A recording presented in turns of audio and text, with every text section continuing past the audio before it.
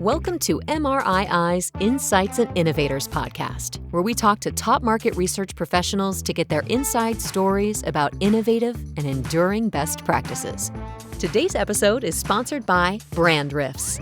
Brand Riffs is a qualitative marketing research consultancy delivering impactful insights for brand marketing and innovation growth strategies. Our senior strategists use virtual and in-person methodologies to fulfill unique objectives. Now, here's your host for today's episode. I'm Katie Gross. Today, I'm thrilled to be joined by Vivek Bhaskaran, founder and CEO of QuestionPro, a leading platform in the world of online surveys and market research. Vivek, thanks for being here. Thanks, Katie, for having me. Thrilled to be here. Awesome. We're going to be diving into your journey into entrepreneurship in market research. So I'm going to start with a very quick question. What does the word entrepreneur mean to you? Hustler, somebody who gets shit done. Love that. Love that. Nice and simple. Vivek, QuestionPro is such a well-known brand in the industry right now, but I want to take it right back to the beginning. So, what inspired you to jump into the world of entrepreneurship and then specifically in the market research space? Was there some kind of aha moment that kicked it all off? Well, I wish I could say it's an aha moment, but it's not.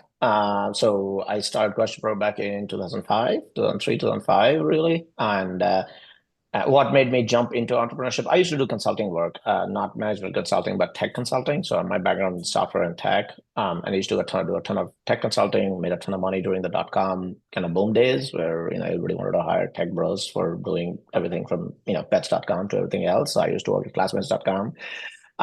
Did consulting for them. And the consulting, you make a lot of money, obviously. You charge a lot of money, you make a lot of money, but you don't really kind of get to own anything at the end of the day. So, you're getting paid, you do a job, you do it. And so I was really yearning to kind of build something of my own. And so that's kind of what was the kind of primary impetus from a kind of product perspective. I used to build a lot of, I built a bunch of enterprise systems for other people, from Washington Mutual, which was a big bank in Seattle, to classmates, to Microsoft. So I used to obviously consult for them and help build them enterprise products, but I don't own them, and I was being paid good money, frankly, for that. And so I said, you know what, I need to do something on my own. And there's kind of this idea of kind of the survey business just kind of fell on my lap to some extent. It's not that I kind of woke up and said, hey, I want to solve the world's problem using surveys. I just fell on my lap for a different reason. And then I just said, okay, in 2005, I quit my day job and then start QuestionPro there. And that was, that was the beginning of how I started QuestionPro. It was in my garage in Seattle. Back then, there was no, AWS where you could get servers and stuff like that. You had to have a T1 line and you had to do all this stuff. So you had to get an internet line so that's how we got started. That's awesome. I did see your recent LinkedIn post of a picture of the garage where it all began. It was awesome to see. Yep. So those early days of any kind of entrepreneurial journey are always so interesting. So for you, what were those key challenges that you faced getting QuestionPro off the ground in those early days? Yeah, I mean, I think, look, my background was in software and tech, so we had literally no kind of business background or marketing background or demand generation, really. Right? So it was look, I knew how to build software, and that was pretty easy, actually. And so we built the software, and we kind of started and then we were shit, man, we need to have customers, right? So that's kind of the number one thing. What do you do? And me and my buddy Kevin, we started the business together. He was also a consultant in the small kind of company he used to work for. We kind of quit the jobs and we kind of started this together. And we're like, how do we get customers? And that was our number one problem, really, right? It's probably everybody's number one problem, frankly. It's not that big of a deal. And then we kind of, one of the principles that we kind of thought about is lean into your strengths, right? So if you think about it, everybody's got problems, right? But everybody's got some strengths and some weaknesses. So if you can lean into your strengths and use that to your advantage, then you can get ahead and you can get something done. And our strength was actually software and tech. And at that time, SEO was not even invented, if you think about it, right? This was way back when. And if you think about it, most people think of SEO as a marketing exercise, but it's not a creative exercise, right? SEO is largely an analytical exercise. If you think, it's not, you don't have to be massively creative to actually get good at SEO. So those were the biggest challenges at the time. Hey, how do we get customers? And we stumbled into SEO, and we knew how to do SEO really well because we were a bunch of engineers. So you're all right, cool. We know how to do SEO. We know how to get number one for the word survey and the word everything else. So we figured it out. and we started producing content and everything else, and so that drove traffic, people bought the software, and that's how that was the flywheel that got started. That's awesome. And yep, I think it's still today. Everyone's biggest challenge is how do I keep and grow customers? That's right. So every entrepreneur really has those kind of key moments where things really start to kind of click. What would you say were some of those pivotal turning points over your journey with QuestionPro that really set you on a path for success? Yeah, I mean, I think once we started getting customers inbound, we realized that, we still needed to sell them. This idea of just, our original, this whole PLG motion, which we call PLG today, Yeah. back then, self-service, however you want to call it, was like, hey, look, people just come online and buy. We kind of thought that that would work, but that did not work as well. And so we actually hired a team in India. We were one of the first, right now a bunch of companies do it, including Zoho, Freshdesk, and all these guys. So we've Hmm. been doing that. We actually sell out of India. A few of my friends who were back in India, they kind of said like, hey, look, we ran an experiment, and that started working out really well. Largely because of a few people in India that were really good hustlers back then, and they were like, okay, look, we can sell out of India. So that's when we knew we could get this flywheel motion going, where we could sell low cost software from India to the globe, really. So that was a big pivotal moment. And I think you don't think about it. I mean, today it seems so obvious, but at the time, we had, I think, somebody from, I don't know, it was Saudi Arabia or somewhere else that bought our software, and they were like, look, we're building software, and like anybody in the planet can use the software, and we can make money from anywhere on the planet. So that kind of expands your horizon quite a bit. It's like, Yeah. look, this thing can be sold everywhere on the planet, and so then today it seems obvious, but back then it was not. That software could be sold globally. And there is, you can see companies that have gone global obviously have made huge kind of market share, kind of context over there. So that, in my mind, I remember very well thinking and sitting and saying, look, I'm just building the software up in Seattle, and somebody from Saudi Arabia just paid me $5,000 or something like that. I don't know what it was, but it was like a kind of like a mind shifting moment, at least for me, and say like, okay, this thing can be made global, and the world's your oyster, truly, and from that context. And so that was a great moment, in our lives, and we kept on going, through the process. Yeah, that's awesome. And it's so different from so many other companies. I'm European originally, and lots of companies start in Europe and then they think, how do I crack the US?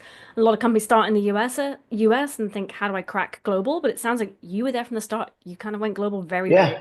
yeah, we went global probably earlier, and also because of necessity. So look, by the time, and I made a bunch of mistakes, so I will talk about it, in the context of, first of all, like I'm obviously, like I said, I'm originally from India. I came to the Mhm. States to study over here. I went to BYU, then went up to Seattle, started the company. So I have kind of a reasonably global context from that perspective, and also like employee number three was in India, so we kind of always where kind of fundamentally from a DNA perspective, we never looked at it as a particular market. We just looked at it, we just want to sell software. That's it, right? And it doesn't matter if some $5,000 from Saudi Arabia is $5,000 from anywhere else. I don't really give a shit. So that was our context right at the beginning. We didn't come from enterprise sales, or we didn't come, our background was in software and tech, so it's not Mhm. necessarily kind of a market motion. So we were not, so in a roundabout way, we were not constrained in thinking like that. That's how, it was almost like refreshing thinking from that perspective. So that's why we leaned into, being global, probably, more so than other folks, just because of our DNA and context, if you will. Yeah, it's almost better that you didn't come from enterprise sales because you didn't have that curse of knowledge. Yes, you have to unlearn some things to kind of relearn or do Yeah. new things, really, and you kind of you are habituated in some ways. So yeah, that did help us. It hurt us many other ways, but but that one particular context, it did help me. Great. So let's come on to that then. So Mhm. obviously a lot of entrepreneurs learn from their mistakes more so than their successes. So can you share kind of any kind of mistakes or key challenges that you faced on that journey and what did you learn from it, more importantly? Absolutely. So the first thing I learned, like the survey business, everybody was like, back in 2008, 2009, 2010, they're like, yeah, surveys are dead, bro. Just like everybody bitches about email is dead, right? And surveys are dead. And I was like, maybe surveys are dead. So, and I really wanted to get into the enterprise space also. Back then we were selling kind of more like SMB, kind of mid-market, like directly competing at SurveyMonkey and Survey Gizmo. Really, we're not going up market. We were like, online surveys. We looked at it in the context of online surveys, not in the context of market research, but the context of online surveys globally. And so I wanted to go up market, which is, go into the enterprise. And so I built a separate brand around the enterprise. So I really thought that the enterprise brand has to be separate than the consumer brand, similar to there's some theory behind that. If you think about it, back then, there was Mosey, and then there was EMC, the data storage, for example, backup, right? EMC was big, enterprise data storage and backup, and Mosey was the consumer brand for backup, really. But then I think the consumerization of IT came along, and this whole idea of having two different brands, one for the enterprise, one for the consumer, was kind of washed out, really. It was kind of the wrong, frankly, the wrong strategy. That was a huge mistake on my part, that I kind of created two different brands. I had QuestionPro, then we built this thing called Survey Analytics. So now we are managing two different businesses, two different brands, two different things, and it's just like very, very, very hard to make momentum. And we lost probably 4 or 5 years, three to 5 years, from 2010 to 2015. We kind of stumbled around, screwed around, and both of them grew, but it was not at the same. I mean, if we had kind of like built out an enterprise business within QuestionPro for just kind of as a separate business unit, we knew we had to do different things, but you don't need a goddamn new brand to do different things. So I mean, today obviously it's that's one of the big lessons learned for me. I used to build new things and I always create new brands for it. And today it's like, no, it's QuestionPro. We have simple unified brand. I talk to a lot of entrepreneurs even today. We're like, oh yeah, we want to do this other thing. We want to call it something else. I'm like, no, dude, please don't call it anything else. Just call it, because your own core brand itself is so difficult. And you're with Susie and everybody else. Yeah, just building out a brand is so fucking hard. So trying to build two of them is like 10 times harder, literally, not twice as harder. It's actually literally 10 times harder. So I think that's one of my lessons learned is like, stick to one brand, stick to one company, keep it simple. And then just, you can have other products and mixes and solutions as part of your brand, but your core, what you stand for, what your company is, should be one thing. So that was a hard lesson for me. It was a big lesson learned for me, at least. That's a great lesson, though, and thank you for sharing, because I think it's lots of people. You just mentioned you've shared that already, but now for all of the listeners, don't create a second brand. Yeah, I know. It's 10x more difficult. Yeah. So as the CEO, you've been obviously leading QuestionPro's growth for a long time. So how would you describe your leadership style, and has it changed along that growth journey? Don't be a dick, I think, has been a new one that I've started doing. And I have been a dick, and I look at myself back in 2010, like, I mean, I used to send nasty emails to my team. I'm pretty ashamed of it, actually. I'm not proud of it, clearly, right? It was kind of like, and what you don't know, you don't know. And obviously, as you said, as you grow, you learn. That's it, and there are a lot of people around me that have coached me and helped me kind of, unlock these kind of behaviors, these patterns. So yeah, I've been in the business for, many years, and it's been a fun ride. But every so often, the way I look at it is like different seasons, right? Like the way you run $1 million business is different than a $10 million business. Then we're about $32 million right now. So the way you run a $32 million business and what you do as a founder of a $32 million business is different than a founder of a $10 million business. And everything has a different stage and different, if you're at 30, we're trying to get to 100. If you're at 10, you're trying to get to 20. It's always there, that'll always be there. And what we do, frankly, changes as we have these different phases, and how you operate. Now, and we talked a little bit about it, since we've not raised money. So it's an organic change for me. So for us, it's kind of like, it's not like you have a Series A and Series B, and Series B people comes, hey, you gotta get this thing done. So there's a step change, right? When you raise money, there's a step function. Every round is a step function. So there is a natural context around that step function to do different things, right? Because you raised money, we went from Series B to Series D. So here's what we do now, right? So, it's obvious, the step function. For us, it was a little bit more organic. So we had to internally create that step function. So that's our challenge really. But that's been a great ride. I mean, like I said, it's been, and we talked about it a little bit, there's some benefits of not raising money, and there are also benefits of not raising money, as you know. And those are that's the context. So that has helped me. Over the years, we've kind of internally we ask these questions to ourselves: are we doing what is ready at this stage? And sometimes it's because we have to kind of almost reset our thinking. Bring in new people, bring in some, different caliber of people that can help us go from point A to point B for each of these different seasons. Yeah. Well, thank you so much for being so candid with that answer. I think it's really important that, you kind of shared that you look back and you don't necessarily think that some of your leadership style was working at the time. So thank you for being candid. I did also see that on your LinkedIn that you took a year off when your daughter was born. So if I Mm-hmm. had that math right, and yes, I have been stalking you on LinkedIn. So if I've done the math right, I think that may have been when Question Pro was maybe 3 or 4 years old. So, Yeah, 2007. Yeah, 2007. So it was about 2.5, 3 years old. Yeah. So we were making fortunately we were making money. So it was like, okay, that was kind of like, financially, I don't think it was going to be a big hit. And I really wanted to, I mean, I think that's something that I want to do in my entire life. I like, okay, she was my daughter. I mean, first kid born. I really wanted to take a year off, and so that, fuck it, not gonna work this year. I told my co-founder Kevin at the time, I said, like, look, bro, I'm gonna handle some random stuff here and there, but you're gonna handle most of the operational and day-to-day stuff. And he was supportive of that too. He was like, yeah, I mean, that's what you want to do. That's why we started our own company, right? I mean, we can do what we want to do. I mean, we all want to make money and all that drama, but it really, I mean, I think the fundamental reason most people start companies is like they want to express themselves. They want to execute their own strategies. They don't have to kind of rely on standard tried and tested patterns. I want to do what I want to do. So it was great. I mean, I think it's probably one of the best years of my life. Yeah, I was with Kavya, my daughter. She's 16 now. She just got her driver's license, and she's 16 now, obviously. So she's grown up and everything else. But it was a good. The business, maybe it suffered. I could not have to do an A/B split test. Maybe it suffered. Maybe it didn't. It probably didn't. So we're supposed to say like how much contribution I have, but it was a great time, at least for me personally. And I look back at that time and say I'm glad I did it. That's it. yeah, I'm so glad to hear, an entrepreneur that balanced work and life at that same time. I think your post had mentioned about the glass balls and the rubber balls of life, Mhm. and health and family are glass balls, and your career is a rubber one. And I'm glad that you Yep. really lived that in those early Yeah, days. yeah, yeah. It was Stan, Stan who actually I wish Yeah. I could let Stan from Unilever and Coke and everybody. I think he's a smart shop guy. I got to know him during our event. Yeah, he's the guy who kind of mentioned that story. So I really, it resonated with me, and that's why I posted it. Yeah, I love that. And obviously, Stan, fellow podcast host. I So, know.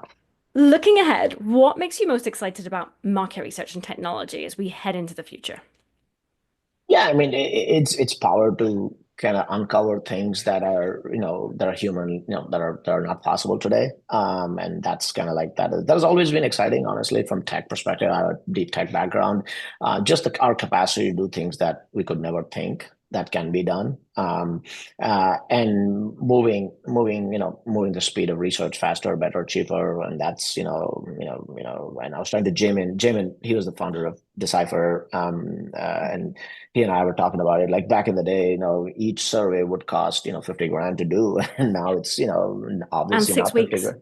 Yeah, 50 grand in 6 weeks. And today it's like obviously 6 minutes and $50. Let's put it that way, right? So it's an exponential difference for the good, right? I think that's been good for everybody. So everybody is like, oh my God, this is gonna, I think productivity is good. Productivity enhances quality of life. If you look at economic metrics, every economist in the planet will tell you the same thing. Productivity is the single barrier to kind of quality of life, really, right? So and improving that. So to me, like that's what excites me. And we are in a good market. We are a big time market. This. And we are in a big time business. We have formidable competitors, annoying competitors too. So I compete with everybody in the space.